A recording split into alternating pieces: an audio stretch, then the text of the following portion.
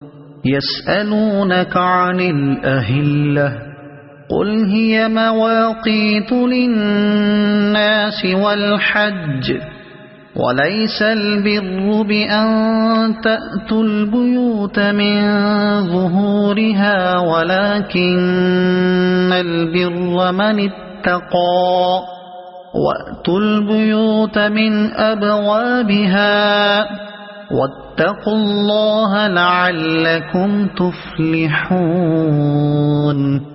لوگ تم سے چاند کی گھٹتی بڑھتی صورتوں کے متعلق پوچھتے ہیں، کہو یہ لوگوں کے لیے تاریخوں کی تعیین کی اور حج کی علامتیں ہیں۔ نیز ان سے کہو یہ کوئی نیکی کا کام نہیں ہے کہ تم اپنے گھروں میں پیچھے کی طرف سے داخل ہوتے ہو، نیکی تو اصل میں یہ ہے کہ آدمی اللہ کی ناراضی سے بچے، لہذا تم اپنے گھروں میں دروازے ہی سے آیا کرو، البتہ اللہ سے ڈرتے رہو، شاید کہ تمہیں فلاح نصیب ہو جائے۔ یہ لوگوں کے لیے تاریخوں کی تعیین کی اور حج کی علامتیں ہیں۔ چاند کا گھٹنا بڑھنا ایک ایسا منظر ہے جس نے ہر زمانے میں انسان کی توجہ کو اپنی طرف کھینچا ہے، اور اس کے متعلق طرح طرح کے اوہام و تخیلات اور رسوم دنیا کی قوموں میں رائج رہے ہیں اور اب تک رائج ہیں۔ اہل عرب میں بھی اس قسم کے اوہام موجود تھے۔ چاند سے اچھے یا برے شگون لینا، بعض تاریخوں کو سعد اور بعض کو نحس سمجھنا، کسی تاریخ کو سفر کے لیے اور کسی کو ابتدائے کار کے لیے اور کسی کو شادی بیاہ کے لیے منحوس یا مسعود خیال کرنا، اور یہ سمجھنا کہ چاند کے طلوع و غروب اور اس کی کمی و بیشی اور اس کی حرکت اور اس کے گہن کا کوئی اثر انسانی قسمتوں پر پڑتا ہے۔ یہ سب باتیں دوسری جاہل قوموں کی طرح اہل عرب میں بھی پائی جاتی تھیں، اور اس سلسلے میں مختلف توہم پرستانہ رسمیں ان میں رائج تھیں۔ انہی چیزوں کی حقیقت نبی صلی اللہ علیہ وسلم سے دریافت کی گئی۔ جواب میں اللہ تعالیٰ نے بتایا کہ یہ گھٹتا بڑھتا چاند تمہارے لیے اس کے سوا کچھ نہیں کہ ایک قدرتی جنتری ہے جو آسمان پر نمودار ہو کر دنیا بھر کے لوگوں کو بیک وقت ان کی تاریخوں کا حساب بتاتی رہتی ہے۔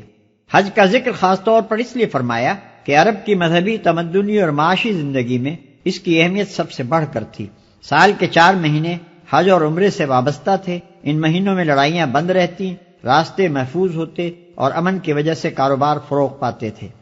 لہذا تم اپنے گھروں میں دروازے ہی سے آیا کرو، البتہ اللہ سے ڈرتے رہو، شاید کہ تمہیں فلاح نصیب ہو جائے۔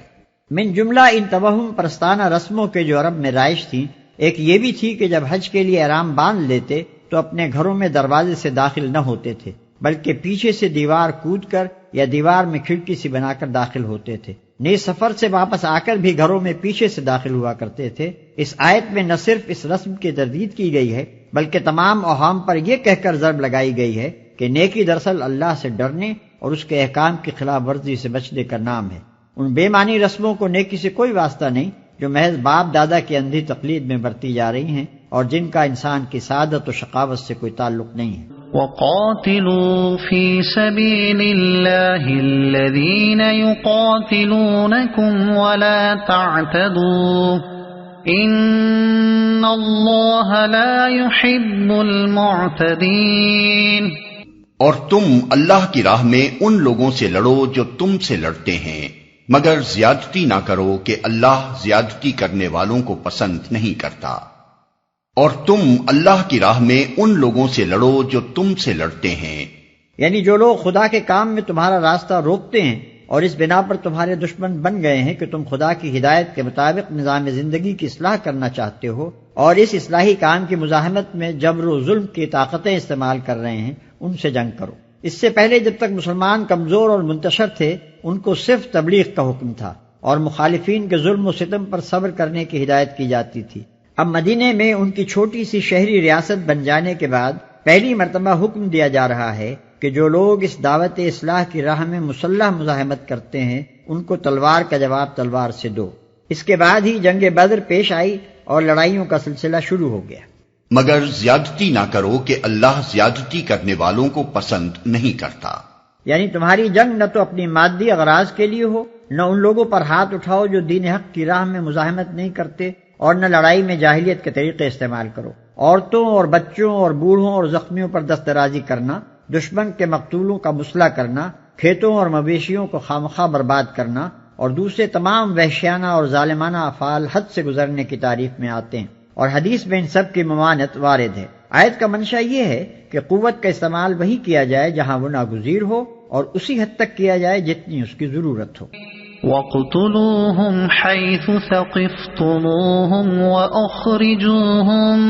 مِنْ حَيْثُ أَخْرَجُوكُمْ وَالْفِتْنَةُ أَشَدُّ مِنَ الْقَتْلِ وَلَا تُقَاتِلُوهُمْ عِندَ الْمَسْجِدِ الْحَرَامِ حَتَّى يُقَاتِلُوكُمْ فِيهِ فَإِن قَاتَلُوكُمْ فَاقْتُلُوهُمْ كَذَلِكَ جَزَاءُ الْكَافِرِينَ۔ ان سے لڑو جہاں بھی تمہارا ان سے مقابلہ پیش آئے، اور انہیں نکالو جہاں سے انہوں نے تم کو نکالا ہے، اس لیے کہ قتل اگرچہ برا ہے مگر فتنہ اس سے بھی زیادہ برا ہے۔ اور مسجد حرام کے قریب جب تک وہ تم سے نہ لڑیں تم بھی نہ لڑو، مگر جب وہ وہاں لڑنے سے نہ چوکیں تو تم بھی بے تکلف انہیں مارو، کہ ایسے کافروں کی یہی سزا ہے۔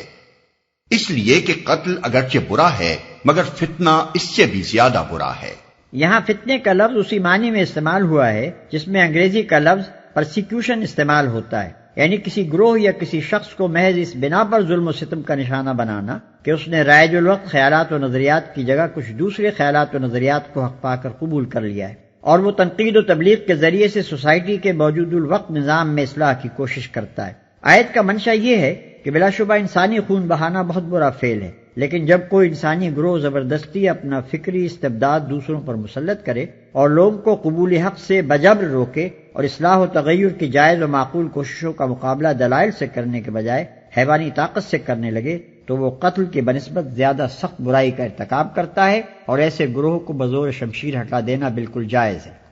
فَإِنِ انْتَهَوْا فَإِنَّ اللَّهَ غَفُورٌ رَحِيمٌ۔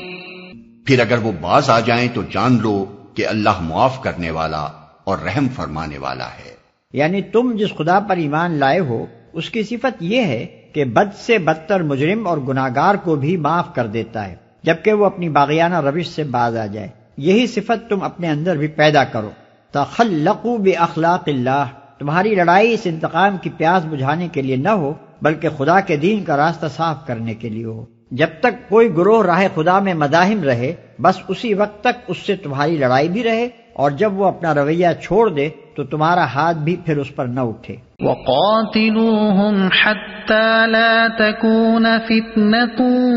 وَيَكُونَ الدِّينُ لِلَّهِ فَإِنِ انْتَهَوْا فَلَا عُدْوَانَ إِلَّا عَلَى الظَّالِمِينَ۔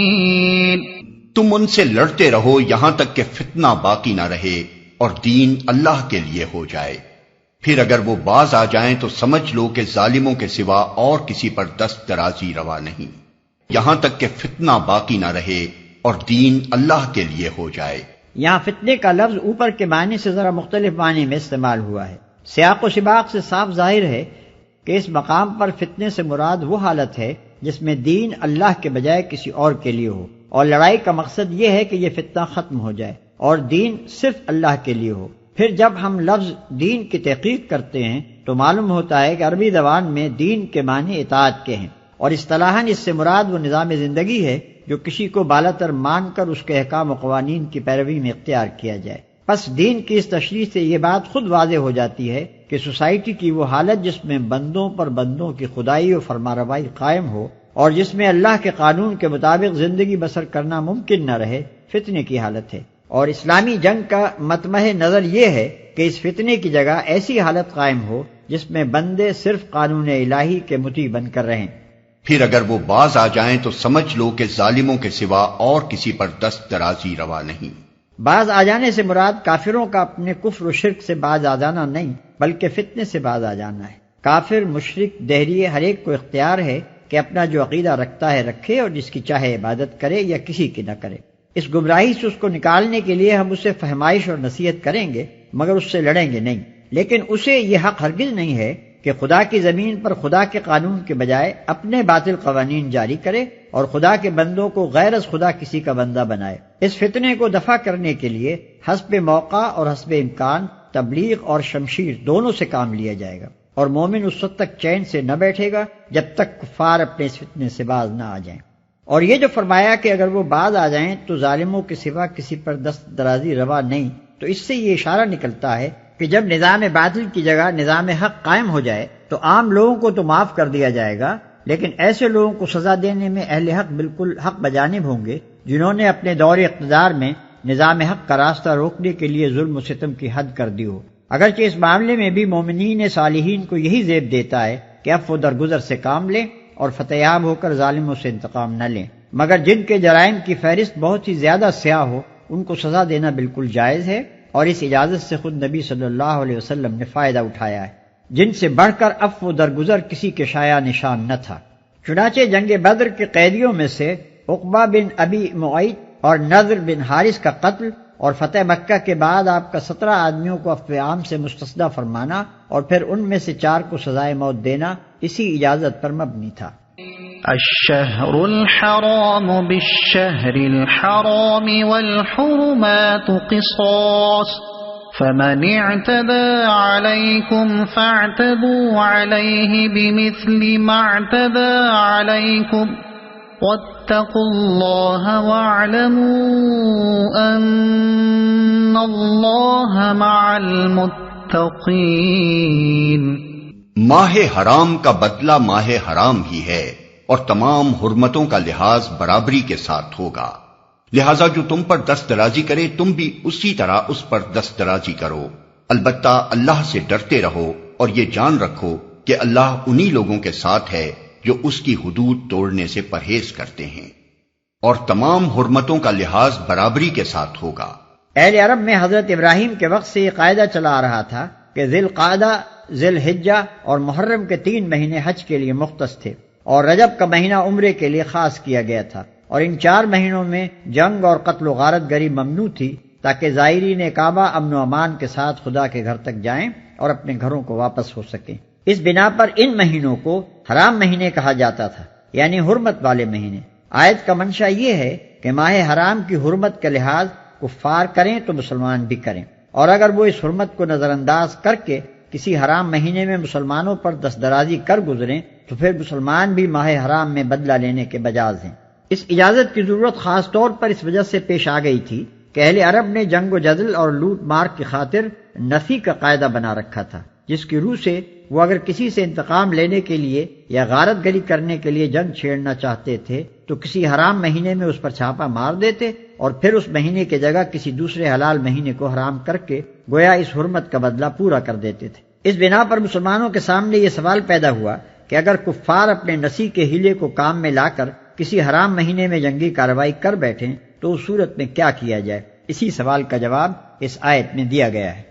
وَأَنفِقُوا فِي سَبِيلِ اللَّهِ وَلَا تُلْقُوا بِأَيْدِيكُمْ إِلَى التَّهْلُكَةِ وَأَحْسِنُوا إِنَّ اللَّهَ يُحِبُّ الْمُحْسِنِينَ۔ اللہ کی راہ میں خرچ کرو اور اپنے ہاتھوں اپنے آپ کو ہلاکت میں نہ ڈالو، احسان کا طریقہ اختیار کرو کہ اللہ محسنوں کو پسند کرتا ہے۔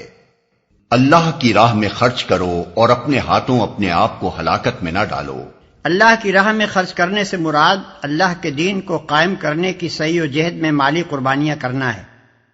آیت کا مطلب یہ ہے کہ اگر تم خدا کے دین کو سربلند کرنے کے لیے اپنا مال خرچ نہ کرو گے اور اس کے مقابلے میں اپنے ذاتی مفاد کو عزیز رکھو گے تو یہ تمہارے لیے دنیا میں بھی موجب ہلاکت ہوگا اور آخرت میں بھی۔ دنیا میں تم کفار سے مغلوب اور ذلیل ہو کر رہو گے اور آخرت میں تم سے سخت باز پرس ہوگی۔ احسان کا طریقہ اختیار کرو کہ اللہ محسنوں کو پسند کرتا ہے۔ احسان کا لفظ حسن سے نکلا ہے، جس کے معنی کسی کام کو خوبی کے ساتھ کرنے کے ہیں۔ عمل کا ایک درجہ یہ ہے کہ آدمی کے سپرد جو خدمت ہو اسے بس کر دے، اور دوسرا درجہ یہ ہے کہ اسے خوبی کے ساتھ کرے، اپنی پوری قابلیت اور اپنے تمام وسائل اس میں صرف کر دے اور دل و جان سے اس کی تکمیل کی کوشش کرے۔ پہلا درجہ محض طاعت کا درجہ ہے جس کے لیے صرف تقوی اور خوف کافی ہو جاتا ہے، اور دوسرا درجہ احسان کا درجہ ہے جس کے لیے محبت اور گہرا قلبی لگاؤ درکار ہوتا ہے۔ وَأَتِمُّوا الْحَجَّ وَالْعُمْرَةَ لِلَّهِ فَإِنْ أُحْصِرْتُمْ فَمَا اسْتَيْسَرَ مِنَ الْهَدْيِ